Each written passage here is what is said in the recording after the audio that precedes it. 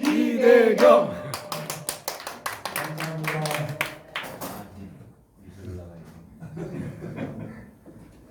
예, 여러분들 반갑습니다. 오늘 또 좋은 시간 마련해 주셔서 감사드리고요.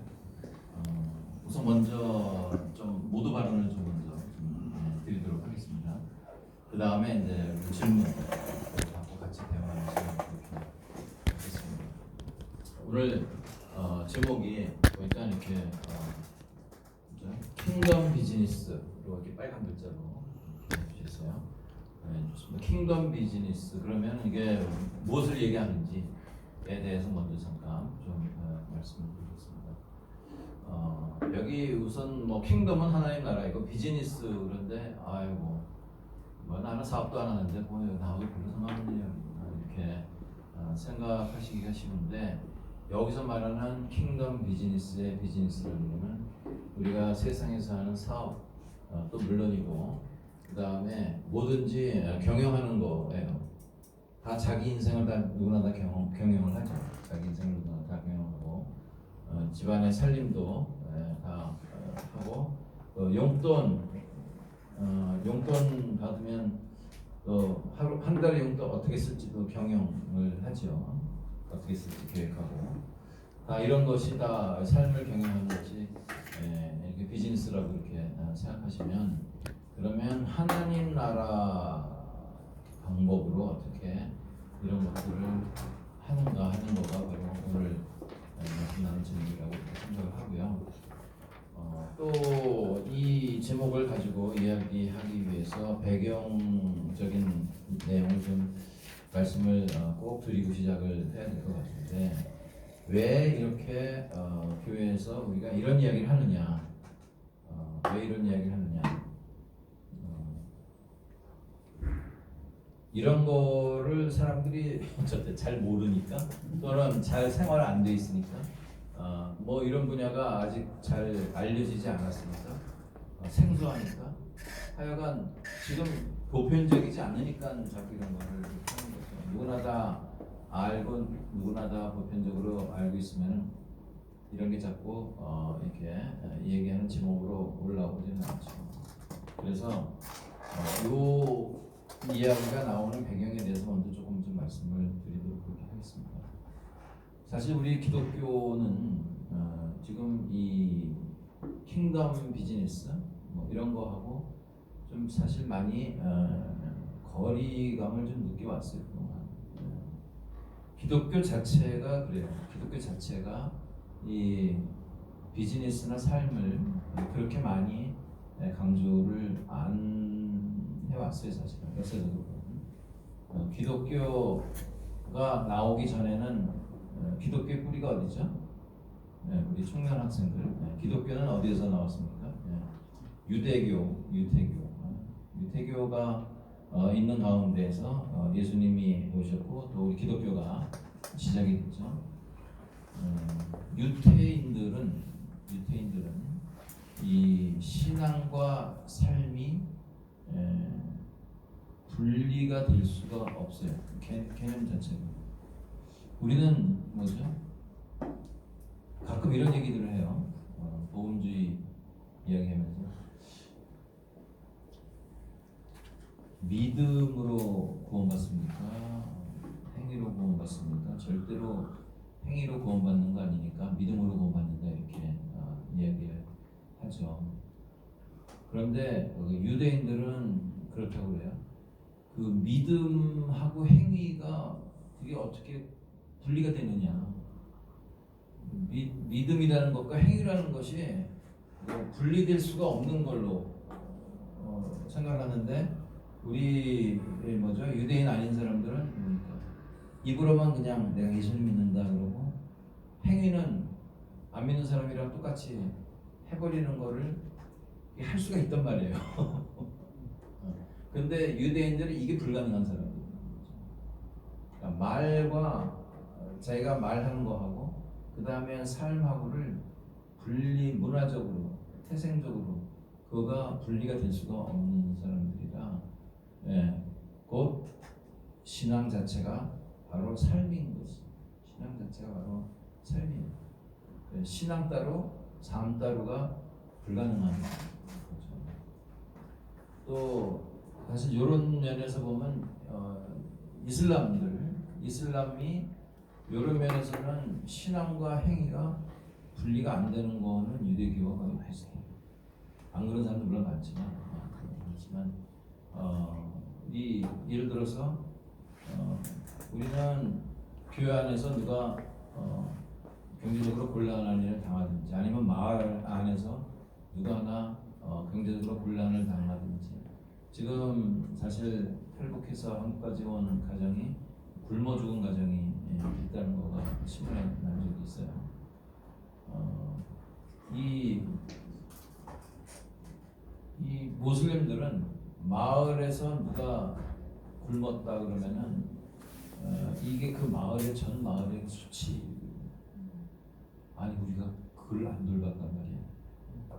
이거를 엄청 수치로 여깁니다. 그리고 제가 뭐 기독교 안에서도 그렇게 삶과 신앙을 많이 일치하려고 노력하는 분들이 있으십니다만은 기독교는 우리가 너무 입으로 고백하는 믿어서 구원받는다는 것을 너무 강조하다 보니까 행위가 마치 따라오지 않아도 입으로만 마음으로만 하면은 되는 것처럼 그렇게 해온 부분이 없지 않아 있어요 사실. 그래서 사실은 이 믿음과 행위 이거는 구분이 될 수가 없고 그거는 항상 같이 가야 정상인 거죠. 같이 가야 정상인 거예요. 그런데 이 기독교가 유대교에서 나오고 나서 2000년이 이렇게 흘러왔는데 기독교의 그 흘러온 그 노선이 기독교의 역사가 지금 사실 이 기독교는 처음에 이제 로마 제국의 핍박하에서 이제 시작이 돼가지고 기원 313년 될 때까지 로마 정부의 또 로마 황제의 엄청난 핍박을 받고 있었어요. 그러다가 313년에 이제 교회가 기독교 신앙이 로마의 공식 종교로 그렇게 인정이 되면서 나타난 현상들이 뭐냐면은 그동안 숨어서 예수님 신앙 지킨 사람들은 신앙의 절개가 있고 아무리 어려워도 신앙을 포기하지 않은 사람들이죠. 목숨의 희생을 치르면서라도 신앙을 지켰던 사람들이에요. 그러니까 그 정결하게 믿음을 지켜왔다고 이렇게 얘기할 수 있는데 313년에 교회가 공교회가 되고 나니까 무슨 일들이 생기냐면은 실제로 사실 예수님을 잘 믿지도 않는 황제가 내가 기독교인이라고 그랬어요. 이 황제가 언제 세례를 받았냐면은 제가 기독교인이라고 하면서 그러면서 동시에 로마 제국에서 황제가 해야 되는 여러 신들에게 로마의 신들에게 바치는 제사 의식을 본인이 다 집전을 해가면서 그러면서 나는 기독교인이다 이렇게 얘기했어요. 근데 이 사람이 이 세상 떠나기 직전에 병석에 침상에 누워가지고 이제 믿는 마음은 있었던 것 같아요. 침상에 누워가지고 이제 죽을 날이 가까우니까는 두려워져가지고 실제로 죽기 직전에 세례를 받았어요. 그러니까 잘 믿지도 않는 황제가 나 기독교인이라고 그러고 하니까 교회에 어떤 사람들이 들어오냐면은 잘 믿지도 않는데 그냥 나 기독교인이라고 들어오는 사람들 숫자가 굉장히 많아지면서 교회에 사람들이 많아지는데 실제로 정결한 신앙을 믿는 사람들은 이제 상대적으로 소수가 되고 그러니까 이 먼저부터 신앙을 지키던 사람들이 어떻게 했겠어요? 이거 아닌데 교회는 이러면 안 되는데 그래서 이 사람들이 정결한 신앙을 찾기 위해서 택한 방법이 뭐냐면 수도원 운동을 하는 거죠. 그래서 수도원을 짓고 수도원 안에 들어가서 하나님을 전심으로 찾는 이런 일들을 해서 기독교 역사가 그렇게 쭉 이어져 내려왔습니다. 그러니까 이 종교 개혁이 일어나기 전까지 1500년을 그렇게 흘러왔어요. 수도원 중심으로. 또 중세의 암흑 시대라고 그러지만 수도원에서는 엄청나게 그 예술도 그다음에 그 신학도 수도원 안에서는 문화 같은 그런 건 수도원 안에 있다고 볼 정도로 그렇게 수도원이 발달되면서 신앙이 수도원 안에 머물러 있었습니다. 수도원은 어떤 곳이냐면은 그죠? 자기 하던 직업도 없고 일도 없고 거기는 뭐죠?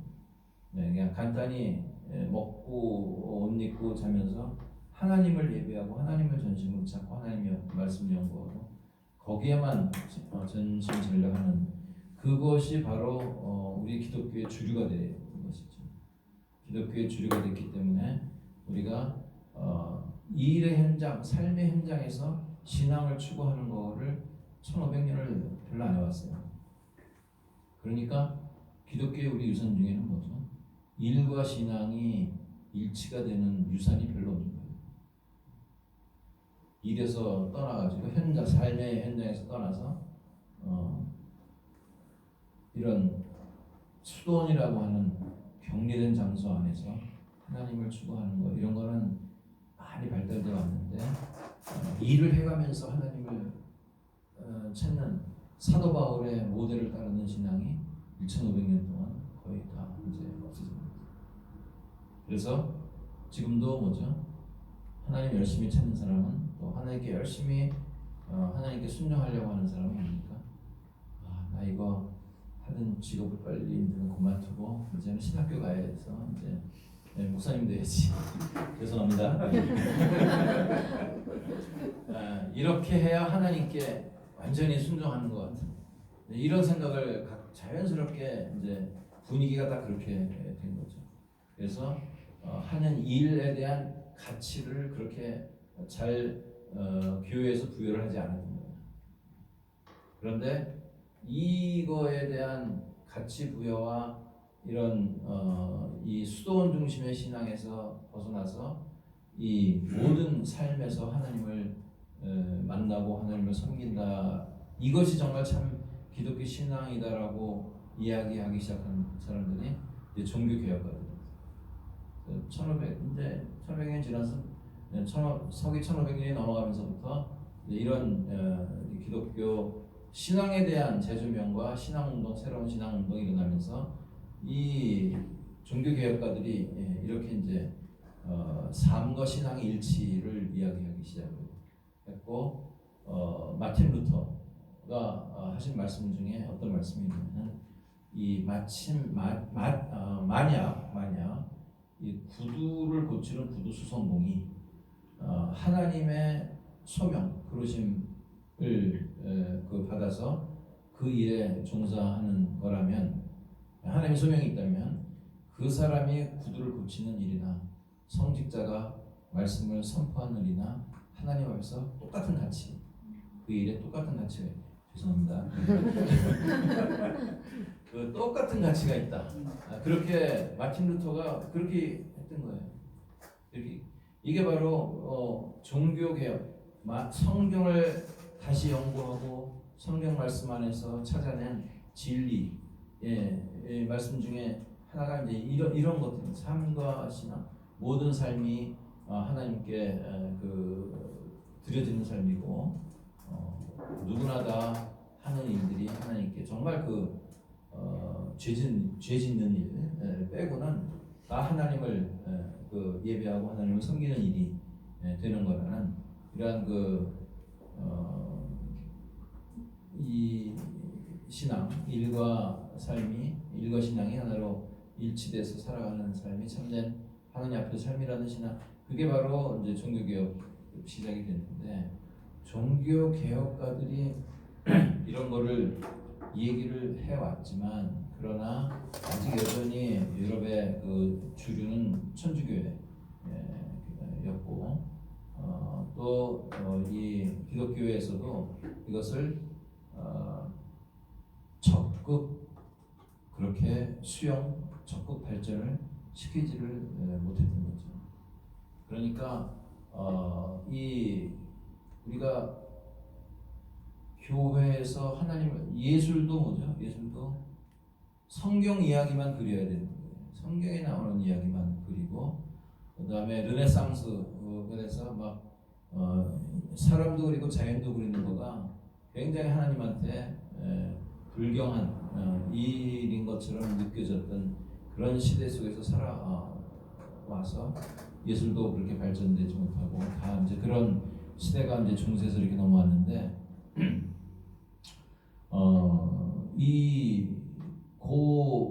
그때에 바로 이제 새로운 이 문화들이 생겨나기 시작한 것, 특히 뭐냐면은 이제 사람들이 이성이 깨어나기 시작했죠. 생각할 줄 알고, 그 다음에 수학이라는 것이 발달이 되면서 16세기에요. 수학이라는 것이 발달이 되면서 이 수학으로 많은 현상들을 증명해내고 설명이 되고 이렇게 했어요. 그래서 당시에 유명한 수학자가 누구였냐면은 데카르트. 아마 우리 뭐 이렇게 배운 것 중에 나는 생각한다 고로 존재한다 그렇게 얘기했던 사람이 바로 그 사람인데 이 데카르트가 수학자입니다.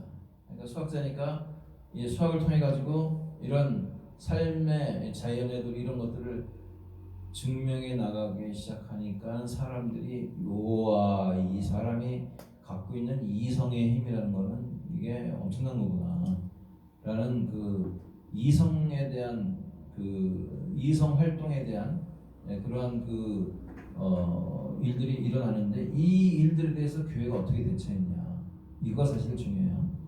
이런 새로운 문화가 일어나는 거에 대해서 교회가 어떻게 대처했냐 그것은 뭐냐면은 이성은 하나님이 주신 거고 하나님의 뜻에 맞게 순종해서 이성을 활용하는 것이 굉장히 중요해서 학문 활동들도 하나님께 순종하는 이성으로 하나님께 순종하는 학문, 하나님 나라를 세워가는 학문을 하는 것이 마땅한데 이 교회에서 그 당시 뭐냐 이성 자체 활용하는 것 자체를 굉장히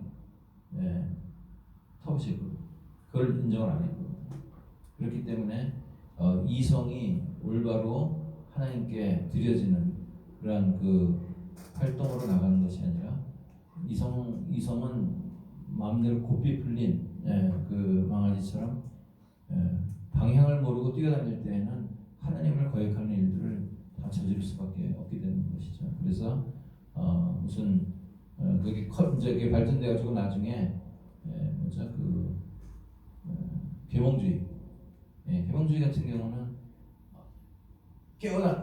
계몽 이제 인라이트 내가 깨달았다는 거죠. 뭘 깨달았어요? 모든 것을 하나님 중심으로 생각을 해야 됐는데 하나님 중심으로 생각을 하지 않아도 사람이 사는데 문제가 없구나. 이걸 깨달았다는 거예요. 그렇기 때문에 이제는 우리의 삶을 인도하는 인도 주체가 하나님이 아니라 내 이성이다. 이렇게 나간 거가 바로 계몽주의고. 그러니까 하나님 나라를 거역하는 그런 큰 사상적인 주의가 이제 생겨나게 됩니다. 좀 안타까운 거가 만약에 교회가 이것을 하나님 주신 이성이라는 것을 알고 이성을 하나님께 잘 순종하는 방향으로 사용하는 것을 교회가 권장을 했다면 이성의 사용을 터부시한 거가 아니라 이성의 사용을 옳은 방향으로 할 수 있도록 권장했다면 교회 역사는 얼마나 많이 달라졌을까 그런 그 아쉬움. 그 다음에 또 어떤 문화가 나오기 전에 과학이라는 분야가 이제 개척이 되기 시작했죠. 그래서 과학이라는 것도 계속 발전하다 보니까 이게 과학의 눈으로 보니까 지금 이 지구를 중심으로 별이 다 도는 거가 아니라 이게 태양 중심으로 지구가 도는 거다라는 걸 얘기했다가 교회의 권위에 도전한다고 해서 천동설, 지동설 거기에서 그 천동설을 주장했던 사람, 지동설 주장했던 사람 많이 파면 나오고 이것이 이어져 가지고 지금도 뭐죠? 그 진화론 우리 중국 학생들 진화론 배웠죠. 진화론, 진화론 그게 과학적이라고 배웠죠. 진화론 스컷이에요. 不是科学，也被洗脑了。이 우리가 이런 진화론 같은 것도 하나의 그 이론인데 이제 그것이 이제 이렇게 믿음처럼 되고 있는 거죠. 중국에서 특히 진화론이 우리가 이 과학의 그 발전이 왔을 때 교회가 과학의 발전을 좀 적극적으로 긍정적으로 수용을 해서 이것을 좀 좋은 방향으로 인도를 했으면은 교회의 역사와 세상의 역사가 얼마나 많이 달라졌을까 하는 그런 그 아쉬움이 생기는 거죠. 이와 같이 우리는 많은 문화가 발달, 그다음에 의학도 발달하고, 그다음에 또 다른 문화도 많이 발달하니까 또 특히 뭐죠? 각종 예술도 그렇고, 그다음에 우리 삶 속에 영향을 지금 가장 많이 미치는 뭐가 뭐죠? 사람들의 생활 속에 가장 많이 힘을 미치고 있는 돈. 사람들의 삶 속에 우리 돈 없으면은 우리 이렇게 교회 못 모여요. 이거 다 돈이 있어야 교회도 모입니다. 돈이 있어야 먹기도 하고, 돈이 있어야 공부도 하고. 돈이 사람들의 삶 속에 굉장히 그 영향을 아주 많이 미치고 있어요 지금. 그러면은 그 돈이 어떤 분들은 그렇게 얘기해요. 제가 아는 목사님 한 분은 뭐냐면 돈은 안 만질 수가 없는데 돈을 이렇게 만지고 나면 그냥 가슴에 손도 씻고 그런다고 그러시는데 사실 돈보다도 돈을 사랑하는 마음, 돈을 사랑하는 나쁜 마음이 너무 문제지. 돈 자체보다 돈을 지나치게 사랑하는, 돈을 사랑하는 하나님보다 돈을 더 사랑하는 그 마음이 문제지. 그게 돈이 문제는 아닌 것 같아요. 돈은 필요해요. 그래서 이 지금 사람들의 삶 속에 영향을 많이 미치고 있는 그러한 그거가 큰 힘이 그렇습니다. 큰 힘 중에 하나가 돈이에요. 그럼 돈, 경제 이런 거는 사실 뭐냐면은 교회가 사람들의 삶 속에 이렇게 영향을 많이 미치고 있는 부분은 교회가 과거에 이성에 대해서 등한했다든지 과학에 대해서 등한했던 그런 태도에서 벗어나서 이 돈에 대해서 적극적으로 연구를 해. 교회가 왜냐하면 이 세상에 가장 큰 영향을 미치고 있는 돈이니까 돈에 대해서 잘 연구를 하고 돈을 어떻게 버는지에 대해서도 교회가 가르쳐요. 돈을 어떻게 잘 쓰는지에 대해서 가르쳐. 우리가 한국에서 전통적으로 배운 돈에 대한 태도는 교회에서 배운 거가 아니라 우리 어른들은 뭐라 했냐면 개같이 벌어서 정성같이 써라 이렇게 배웠어요. 무슨 말씀인지 알았어요? 개같이 벌어서 정성같이 써라 이렇게 배웠어요. 기독교 가르침이 아닌데 그거 통역 어떻게 하면 되겠어요? 개같이 벌어서 赚钱的时候像狗一样赚，然后花钱的时候像什么？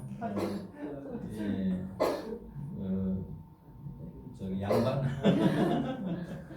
像高级钢人一样有礼貌这个有礼貌花钱，赚钱的方式、花钱的方式也都不一样，这是韩国传统的。그래서 이건 기독교 가르침이 아니에요. 기독교 가르침이 아닌데. 그러면은 이렇게 중요한 돈에 대해서 그러면은 어떻게 기독교는 가르쳐야 되느냐 하는 이 가르침이 반드시 있어야 된다고 생각해요. 이 가르침이 없을 때에는 그냥 문화적으로 배운 벌 때는 개같이 벌어야지 이렇게 되고 마는 거예요.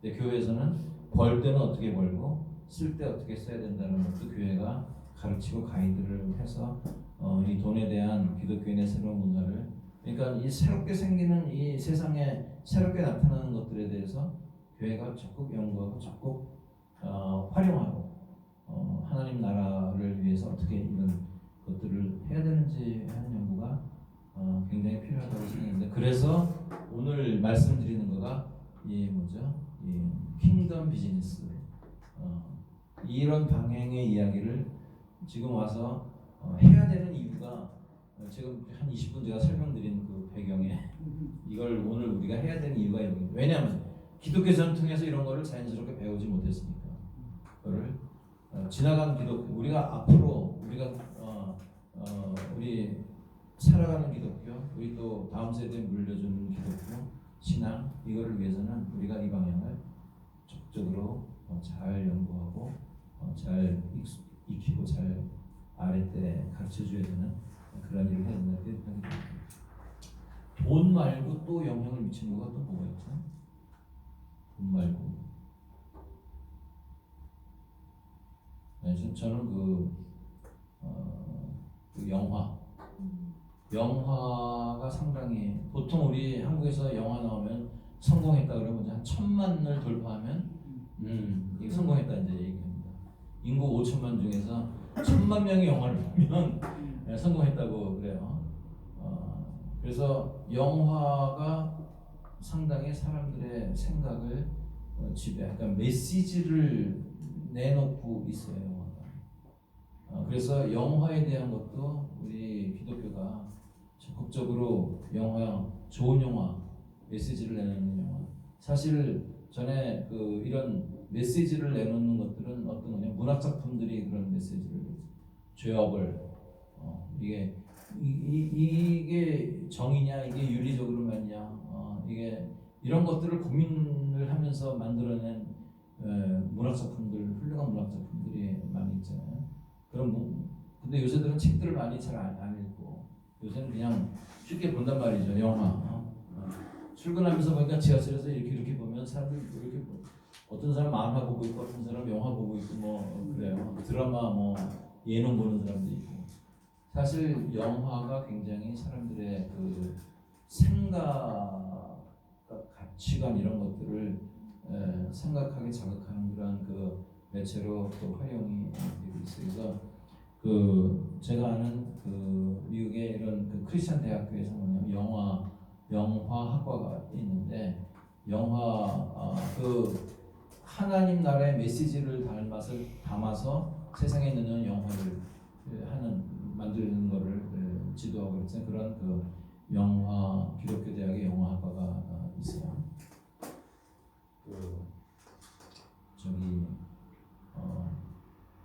한 재작년쯤 나왔나요? 예수는 역사다.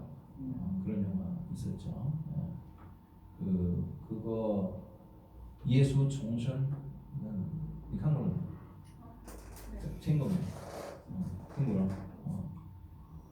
그런 기독교 영화 그런 거 영화를 통해서 사람들에게 메시지를 줄 수가 있는 거죠. 제가 어저께 상에서 돌아왔는데 제가 2시간짜리 영화를 봤어요. 근데 상해는 2시간짜리 영화를 한 번에 못 봐요. 1시간 비행기가 시간 들게 하는데 그래서 갈 때 절반 올 때 절반을 봤는데 뭐냐면은 2차 세계대전 때 나치 친위대 했던 사람이 이태리에서 사람들을 무차별하게 죽일 때 죽인 아버지가 죽을 때 아들이 5살짜리 아들이 그 앞에서 나치가 아버지를 죽이는 것을 봤어요. 근데 이 사람이 70살이 이렇게 돼가지고 그 전에 뭐냐면 어머니는 다 묻고 지나가자고 그랬는데 어머니가 돌아가시고 나서 이 사람이 실제로 법원에다 고소를 해요. 독일 법원에 고소를 해서 그때 당시 나치 이 사람을 처벌해달라고 그랬는데 저도 사실 놀랐던 게 뭐냐면 1968년도에 독일에서 법을 만들었는데 무슨 법을 만들었냐면은 이 나치 정부에 협조를 해서 그렇게 잔악한 일을 행했던 사람들은 이게 과실치사 위에서 명령을 했기 때문에 한 거지 이 사람들이 한 거라 해서 이 사람들에게 죄를 물을 수 없다는 법을 만들었어요. 그것도 68년도에 한참 지나고 상당히 문화가 개발했는데 68년도에 독일 사람들도 이런 어처구니 없는 법을 만들어 가지고 단죄를 하지 않은 거죠. 근데 이 5살 어렸던 아이가 아버지가 죽은 거를 가지고 그때 가해자였던 독일 사람을 찾아서 고소를 했는데 그 법으로 인해서 그 사람을 정죄할 수가 없었어요. 그 무죄로 판명이 났어요. 그러니까 이 사람이 한을 품고 있다가 결국 나중에는 2000년도에 와가지고 2001년도에 자기가 총을 가지고 우선을 찾아가서 직접 사살을 해요. 그래서 이 사람이 잡혔습니다. 근데 그 사람이 하는 말이 뭐냐면 정의는 어디에 가서 찾는 거냐. 그러니까 지금 법으로만 명백한 살인인데 이 사람은 이만큼이라도 정의를 좀 되찾고 싶었던 거죠. 그 5살부터 70대 때까지 한 평생을 그거를 마음에 품고 살았던 사람입니다. 실화라는 거죠. 그래서 우리가 이 영화가 그럼 정의의 문제에 대해서 생각을 하게 해주고, 그다음에 사회 법이라는 시스템이 어떻게 사회를 만들어야 되는지에 대한 것도 고민하게 해주고, 영화는 어떤 메시지를 주고 고민하게 만드는 거죠. 그러니까 사람들의 그 삶을 지배하는 것이 돈이 가장 크고, 그 외에 뭐 영화라든지 문학이라든지 또 여러 예술 또는 이런 것들이 TV, 대중문화, 그다음에 신금을 울리는 그 유행가, 아주 신금을 울리는 유행가들이 있습니다. 어떻게 이렇게 표현을 잘하는지. 이런 것들이 사람들의 삶을 지배하고 다스리는데, 저희가 이렇게 킹덤 비즈니스 이렇게 말씀드리는 거는 돈이 왔다 갔다 하는 사업뿐만 아니라 모든 삶의 현장에서 일어나는 것들을 어떻게 킹덤 중심으로, 하나님 중심, 하나님 나라 중심으로 생각하고 우리도 그 안에서 만나는 일들을 대처하고 처리하고 결정하고 해나가면서 사느냐 하는 거가 결국 오늘 말씀드리는 킹덤 비즈니스니까, 사실은 뭐 구체하게 설명을 많이 드렸습니다만, 성경에서 가장 기본이 되는 세상의 소금, 세상의 빛이 되라고 하신 소금과 빛의 그 어떻게 소금이 될 것이며 어떻게 빛이 될 것인가, 구체적으로 어떤 거를 통해서, 어떤 방법을 통해서 소금이 되고 빛이 될 것인가를 생각하는, 구체적으로 생각하는 그런 방법이라고 이렇게 간단히 말씀드릴 수 있겠어요. 그냥 우리가 세상의 빛과 세상의 소금과 빛이 됩시다라고 얘기하는데, 그게 막연히 추상적이거든요. 막연히 추상적이기 때문에 우리가 뭐 그렇게 다 설교하고 얘기 듣고 나서도 운전할 때는 어떻게 빨리 끼어들어서 가야 되는지 뭐 이런 거 하고 사니까 또 들어오면 그냥 욕이 막 이렇게 막 나오니까. 근데 구체적으로, 추상적인 게 아니라 구체적으로 그러면 어떻게 우리가 하나님 나라 중심으로 살아가야 할까 하는 거에 대한 고민을 해서, 여기는 그 좀 구체적인 방법들이, 하는 방법들이 있어요. 그래서 되게 이제 4개 분야의 균형적인 발전을 권하는데, 첫 번째는 뭐냐면은 그 영성이라는 거죠. 그러니까는 이 신앙을 가지고 일터 속에 어떻게 들어가서 일터에서 우리가 교회 와서는 성경 공부하고 찬양하고 하는 거 뭐 익숙하죠. 딱 이렇게 하는 대로 하면 되죠. 딱 이렇게 다. 그리고 교회에서 프로그램도 막 다 있어요. 그런데 딱 회사 들어가서 출근하면은 기독교인이 회사에서 어떻게 해야 되는지는 뭐 무슨 뭐 가이드북이 있는 것도 아니고 뭐 별로 없어요. 그러면 어떻게, 구체적으로 어떻게 해야 되느냐. 이제 이럴 때 뭐냐면 이 신앙을 가지고 그 구체적으로 어떻게 해야 되는지에 대한 걸 생각하는 그런 일터 영성에 대한 부분이 있고, 그 다음에 윤리 부분이 있어요. 그래서 윤리적으로 우리가 이런 것들은 최소한 지켜야 되겠다. 그러니까 개인적인 일을 위해서 회사의 A4 용지를 그렇게 사용하지 말고, 교회에서 할 성경 공부 교재를 만드는데 회사에 복사기 있고 회사에 종이 있으니까 약간 딱 출력해서 회사 종이를 가지고 딱 만들어서 교회 이런 거는 사실 윤리적으로 안 맞는 거죠. 그래서 그 윤리, 영성과 윤리, 그 다음에 또 있는 게 뭐냐면은 그 사명이에요, 사명. 그러니까 우리 굉장히 우리 무슨 어디 시설에 가서 봉사한다든지 실제로 몸을 움직여서 참여하는 일들, 이런 것이 그 사명에 관한 것들이죠.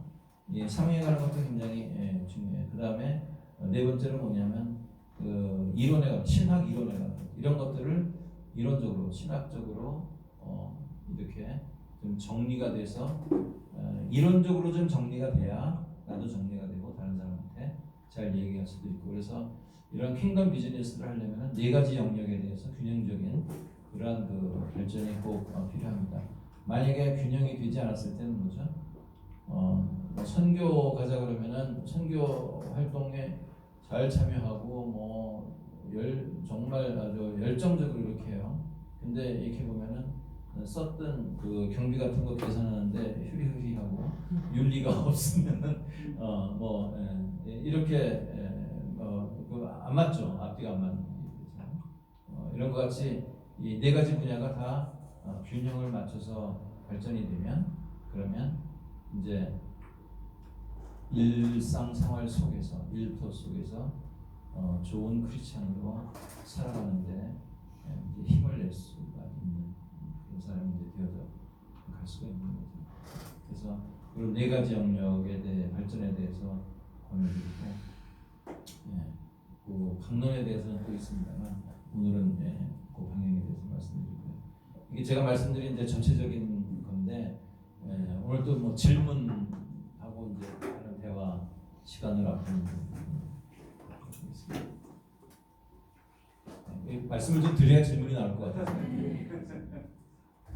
질문하실 분들, 우리 박대원 집사님 또 일부러 이 시간을 위해서 다른 약속이 있는데 말씀 아주 잘 들었습니다. 박대원 집사입니다. 말씀 굉장히